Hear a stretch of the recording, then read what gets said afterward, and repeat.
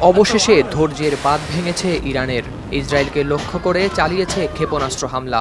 ইসরায়েলের সামরিক বাহিনী আইডিএফ এক বিবৃতিতে জানিয়েছে এ তথ্য।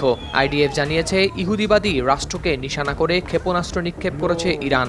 এর পরপরই ইসরায়েল জুড়ে বাজছে সাইরেন। ক্ষেপণাস্ত্রের উৎক্ষেপণ শনাক্ত হওয়ার পরেই এ বিষয়ে ইসরায়েলি নাগরিকদের সতর্ক করেছে আইডিএফ। মিসাইল হামলার সাইরেন শোনা মাত্রই সুরক্ষিত স্থানে নাগরিকদের দ্রুত আশ্রয় নেওয়ার পরামর্শও দিয়েছে তারা, এবং পরবর্তী নির্দেশনা না দেওয়া পর্যন্ত সেখানেই অবস্থান করার অনুরোধ করা হয়েছে। একই সঙ্গে স্থানীয় সেনা কমান্ডারের নির্দেশনা অনুসরণ করতেও বলা হয়েছে সেই বার্তায়। এর কিছুক্ষণ পরেই ইসরায়েলের আকাশসীমায় প্রবেশ করে ইরানের ক্ষেপণাস্ত্র। আইডিএফ এর বরাতে নিউ ইয়র্ক টাইমস জানায় বড় এক ঝাঁক মিসাইল নিক্ষেপ করা হয়েছে। এর মধ্যে ব্যালিস্টিক মিসাইলের সংখ্যা অন্তত শতাধিক। আঘাত হানার পরপরই ইসরায়েল জুড়ে বাজতে থাকে সাইরেন এবং দেশটির নাগরিকরা ছুটতে থাকেন নিরাপদ আশ্রয়ের সন্ধানে। ইসরায়েলের রাষ্ট্রীয় টেলিভিশনে সরাসরি সম্প্রচার চলাকালেও রিপোর্টারদের মাটিতে শুয়ে পড়তে দেখা গেছে।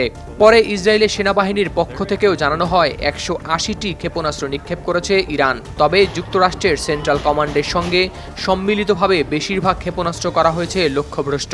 বার্তা সংস্থা রয়টার্সের সাংবাদিকরাও ইরান ইসরায়েলের প্রতিবেশী দেশ জর্ডানের আকাশসীমায় ক্ষেপণাস্ত্রকে লক্ষ্যভ্রষ্ট করতে দেখেছেন।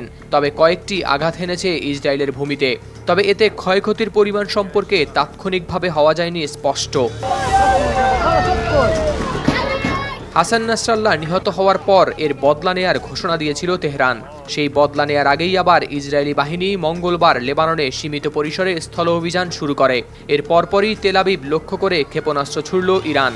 প্রায় এক বছর আগে ফিলিস্তিনের গাজায় হামলা চালায় ইসরায়েল। তাদের নির্বিচার বোমা হামলায় গাজায় 40,000-এর বেশি মানুষ নিহত হয়েছেন। এই যুদ্ধ শুরু হওয়ার পর আজ লেবাননে ইসরায়েলের স্থল অভিযান শুরুর মধ্য দিয়ে মধ্যপ্রাচ্যে সংঘাত নতুন মাত্রা নিয়েছে। এ বিষয়ে ইরান বলছে গাজা ও লেবাননে মারাত্মক হামলার পাশাপাশি হামাস, হিজবুল্লাহ এবং ইসলামিক রেভলিউশনারি গার্ড কর্পসের নেতাদের সাম্প্রতিক হত্যাকাণ্ডের প্রতিক্রিয়ায় চালানো হয়েছে এ হামলা। এদিকে ইসরায়েলের কর্মকর্তারাও ঘোষণা দিয়েছেন ইরানের এই হামলার উপযুক্ত জবাব দেওয়ার। হাওলাদার শামীম, RTV।